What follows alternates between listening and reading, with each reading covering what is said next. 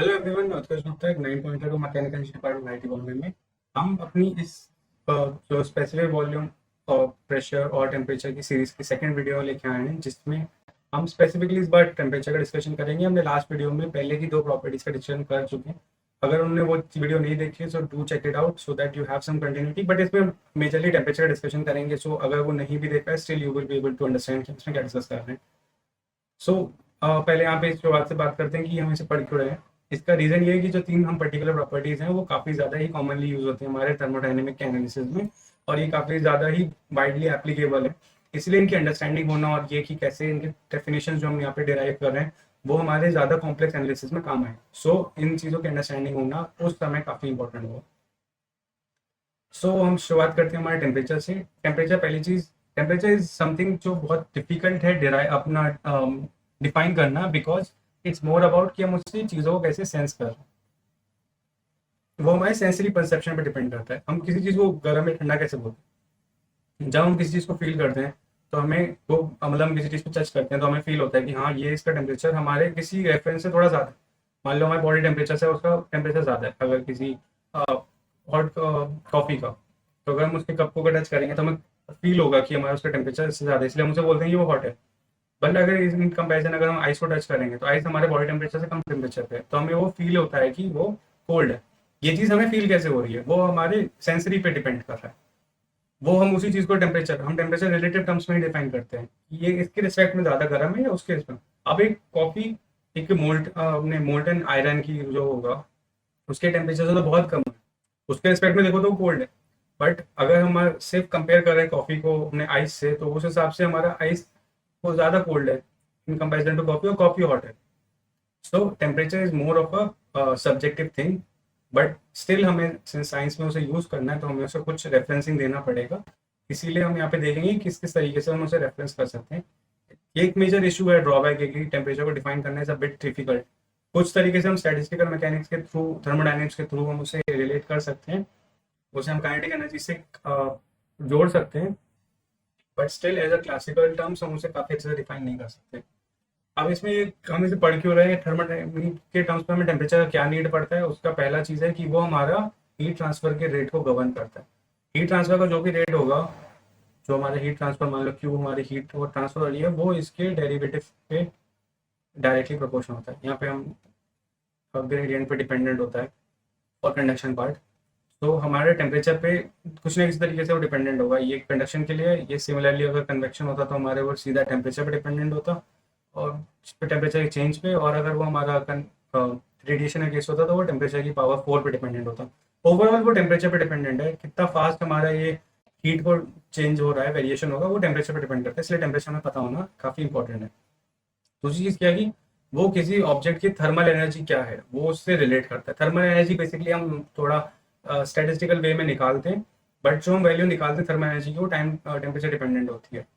Like कि हमारी जो थर्मल एनर्जी आती है वो 3/2 kT² होती है फॉर ऑब्जेक्ट जिसका डिग्री ऑफ फ्रीडम 3 हो। तो इन सच सिनेरियो वो टेम्परेचर पर डिपेंडेंट है थर्मल एनर्जी हमारी, थर्मल एनर्जी। ठीक है। दूसरा ये चीज़ कि हमारे जो सिस्टम्स थर्मल इक्विलिब्रियम में होते हैं, थर्मल इक्विलिब्रियम में मतलब टेम्परेचर का वेरिएशन नहीं हो रहा है, तो ये तभी होगा जब उनका टेम्परेचर सेम हो। दो ऑब्जेक्ट थर्मल इक्विलिब्रियम में तब है जब उनका टेम्परेचर सेम हो। अब यहाँ पर एक नई चीज़ आती है, जीरोथ लॉ। जीरोथ लॉ इसी ऊपर वाले स्टेटमेंट का एक स्टेप आगे है। उसका कहने का मतलब होता है अगर दो चीज़ें किसी तीसरी चीज़ से थर्मल इक्विलिब्रियम में है, जिसका मतलब वो चीज़ें भी आपस में थर्मल इक्विलिब्रियम में। इसको हम ऐसे एग्जाम्पल के थ्रू समझते हैं। मान लो एक ऑब्जेक्ट ए है और मेरे पास दो ऑब्जेक्ट हैं, ऑब्जेक्ट बी और सी। बी और ए आपस में थर्मली इक्विलिब्रियम में है, उन दोनों में टेम्परेचर का वेरिएशन नहीं होगा। सिमिलरली हमारा ए और सी भी इंडिविजुअली, मतलब सी को मतलब नहीं है बी के संग, सी को सिर्फ ए से मतलब है, सिमिलरली बी को भी सिर्फ ए से मतलब है, दोनों को इंडिविजुअली टेम्परेचर का ट्रांसफर हो रहा है। एक एट अ पॉइंट ए और बी ने अपने में थर्मल इक्विलिब्रियम सेटअप कर लिया, सिमिलरली सी और ए ने भी अपना थर्मल इक्विलिब्रियम सेटअप कर लिया। तो हमारा वो जो थर्मल इक्विलिब्रियम सेटअप हो गया, अब हम हमारा जो ये जीरोथ लॉ है वो ये कहता है कि जो ए और बी का टेम्परेचर होगा वो सेम होना चाहिए। वो हमारे एक स्टेटमेंट से इस स्टेटमेंट की वजह से, क्योंकि वो दोनों इक्विलिब्रियम में, तो हमारा जो बी का टेम्परेचर होना चाहिए वो टी ए के इक्वल होना चाहिए। ये जो स्टेटमेंट था उसके बेस पर, और सिमिलरली हमारे टी का जो टी सी का टेम्परेचर होना चाहिए वो टी ए के इक्वल होना चाहिए। जीरोथ लॉ बेसिकली इन्हीं दो इक्वेशंस को इक्वेट करने पे हमारा T V equals T C आता है, वो हमारा जीरोथ लॉ का स्टेटमेंट मिल जाता है। As simple as that. Overall हमारा जीरोथ लॉ ये कहता है कि कोई भी चीज़ें, दो अलग अलग चीज़ें जैसी ही किसी तीसरी चीज़ से थर्मल इक्विलिब्रियम में आएंगी, हम उन दोनों को भी समझ सकते हैं कि वो भी थर्मल इक्विलिब्रियम में आ गए। ये चीज़ हम यूज़ कहाँ करते हैं, ये चीज़ हम रेफरेंसिंग के लिए यूज़ करते हैं।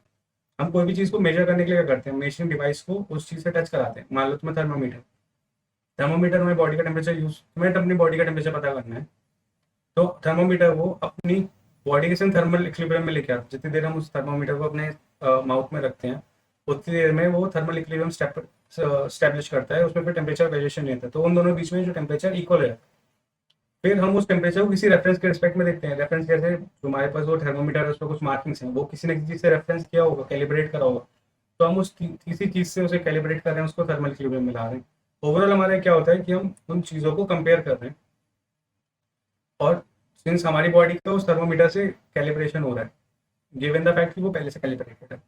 ओवरऑल जीरो लॉ का use in temperature measuring devices में, या फिर टेम्परेचर के जो स्केल्स होते हैं उनको डेवलप करने के लिए होता है।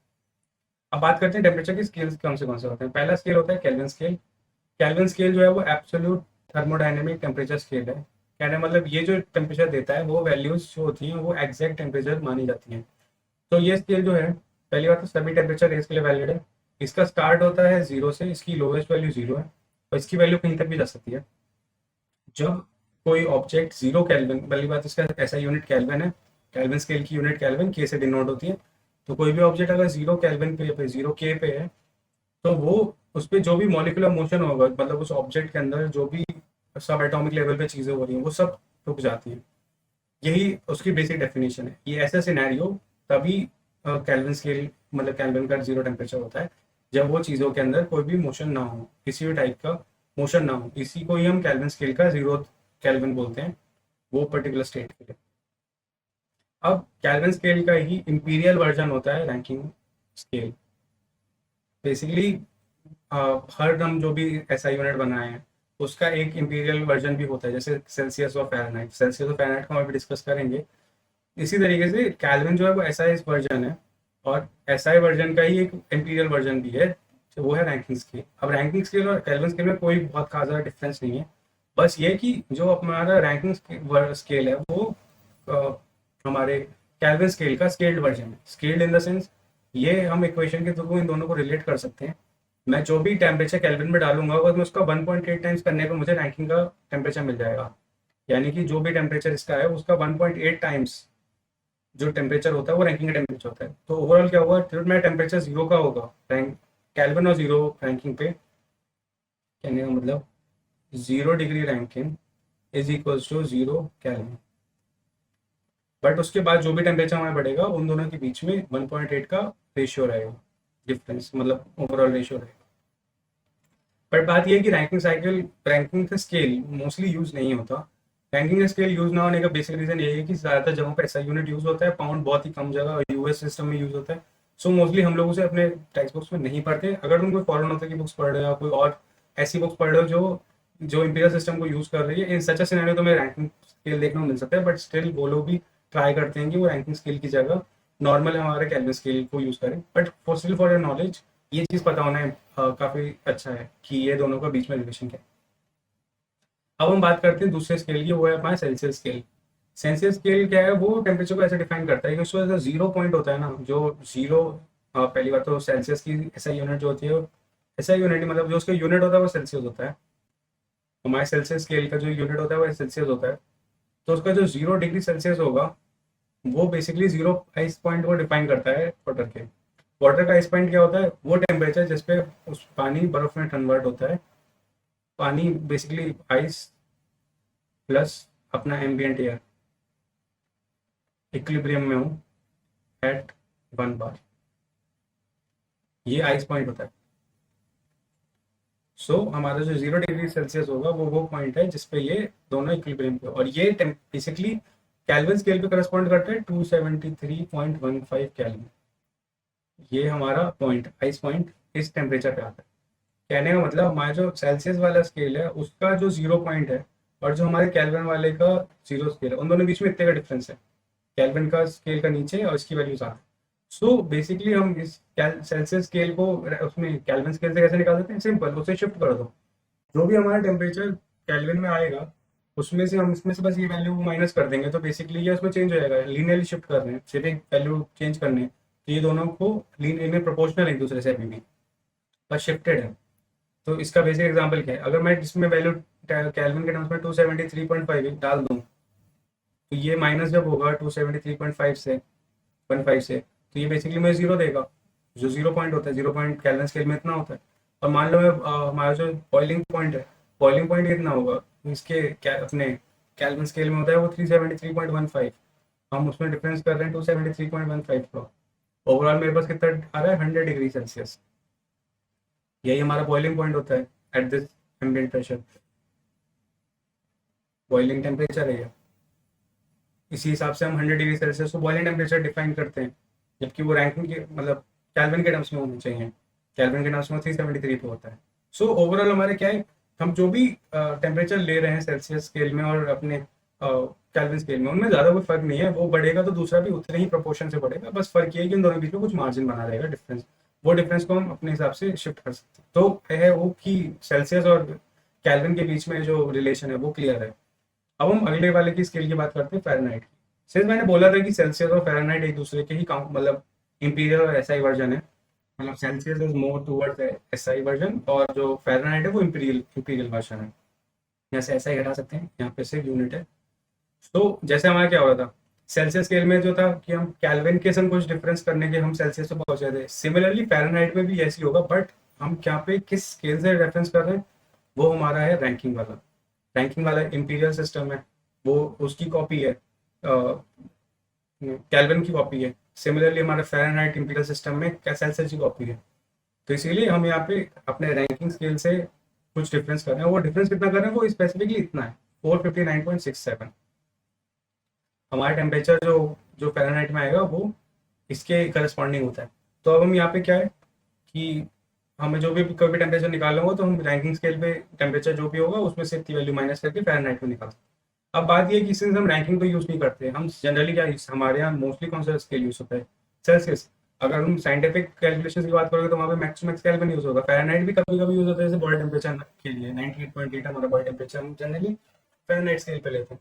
But most of our like weather reports होती हैं वो सभी सेल्सियस में वैल्यूज देती हैं, और भी अलग अलग पर्सपेक्टिव में भी हम सेल्सियस ही यूज़ करते हैं। तो हमें क्या चाहिए कि हम सेल्सियस और फ़ारेनहाइट को आपस में जोड़ दें, so that we have at least जो कॉमनली यूज नोटेशन या स्केल है वो हमारे पास क्लियर हो। इसका सिंपल तरीका है, हमें क्या करना है, इन दोनों के बीच में रिलेशन को प्रोवोक करना है। हमारे टी और इसमें क्या रिलेशन था, यहाँ पे बेसिकली डिस्कस कर लेते हैं। ये रिलेशन फाइनली आता है, हमारा जो फ़ारेनहाइट है वो सेल्सियस से कुछ इस तरीके से रिलेटेड है। यहाँ पे 1.8 टाइम्स सेल्सियस का टेम्परेचर प्लस 32 हमारा फ़ारेनहाइट का टेम्परेचर देता है। इसको ऐसे भी लिख सकते हैं 9/5। शायद ये सबसे कॉमन तरीका है याद करने का, और थी बेसिकली स्कूल में भी यही चीज़ सिखाई जाती है कि फ़ारेनहाइट और सेल्सियस को कैसे रिलेट करना है। ये चीज़ आ कैसे रही है, हमने देखा था कि हमारा जो सेल्सियस है, टेम्परेचर इन सेल्सियस जो है, वो जो हमारा जो भी टेम्परेचर आ रहा था केल्विन में उसमें से 273.15 माइनस करने से आ रहा था। और ऐसे हमारा फ़ारेनहाइट में जो केस है वो रैंकिंग स्केल पे जो आ रहा था उसको माइनस करने से आ रहा था। उसमें हमने क्या किया था 459.67। अब मुझे पता है कि जो मेरा रैंकिंग वाला जो टेम्परेचर होता है वो 1.8 टाइम्स है मेरे केल्विन वाले टेम्परेचर से। तो मैं क्या करूँगा, इस पूरी इक्वेशन को मल्टीप्लाई कर दूंगा 1.8 से। यहाँ पे क्या होगा, ये 1.8 आ गया, ये चीज़ 1.8 हो गई, ये दोनों को और फिर मैं सब्ट्रैक्ट कर दूंगा। मतलब temperature of my Fahrenheit is equals to, और इसमें से माइनस करना है मुझे 1.8 times temperature of my kelvin. यहाँ पे जो रैंकिंग से ये रीच कट जाएगी, ये जो भी चीज़ बचेगा यहाँ पे आएगा -149.67 मेरे पास यहाँ प्लस में। तो ओवरऑल यहाँ पे जो भी चीज़ बचेगा उन दोनों का डिफरेंस हमारा ये ला के देगा, हमें 32 का डिफरेंस ला के देगा। तो हमारे ओवरऑल ये इक्वेशन इन दोनों के साथ डिफरेंस करने से आती है। अब फ़ारेनहाइट स्केल पे जो हमारा आइस पॉइंट सेल्सियस पे कितना था, 0 degree Celsius, but Fahrenheit scale में क्या होता है 32 डिग्री। वो सामने से देख सकते हैं कि इसमें अगर मैं टेम्परेचर की जगह 0 डाल दूँ तो मेरा जो टेम्परेचर ऑफ फ़ारेनहाइट आएगा वो कितना होगा, 0 + 32। तो जो मेरा टेम्परेचर आइस पॉइंट का था वो आ गया मेरा 32। अब बॉइलिंग पॉइंट या स्टीम पॉइंट का टेम्परेचर मेरे सेल्सियस में कितना था, वो था 100। अब मुझे 100 में क्या करना है, 1.8 से मल्टीप्लाई करना है, तो मुझे 32 ऐड करना है। तो मेरा जो टेम्परेचर ऑफ फ़ारेनहाइट में जो आएगा वो 180 प्लस 32 होगा, जो कि 212 होता है फ़ारेनहाइट में। बेसिकली मेरा फ़ारेनहाइट में टेम्परेचर आ गया। सो हमने एक तरह से रिलेशन निकाल लिया कि कैसे हम सेल्सियस से फ़ारेनहाइट में जाते थे। हमें सेल्सियस पता है तो मुझसे सीधा अपने केल्विन वाले स्केल में जाते थे, हमें फ़ारेनहाइट पता है तो मुझसे ही जा सकते हैं रैंकिंग। सो हमने बेसिकली सब में आपस में इंटरमिक्स कर दिया। इसके साथ में हम इस वीडियो में एंड करते हैं। हमने इस पूरी वीडियो में देखा था कि टेम्परेचर के कैसे स्केल होते हैं, कैसे मेजरमेंट किया जाता है, और उससे निटी-ग्रिटीज़ देखी थी कि टेम्परेचर के कौन से स्केल्स का क्या कन्वर्जन फैक्टर्स होते हैं। इसके साथ मैं इस वीडियो को एंड करता हूँ। See you in the next video. Bye.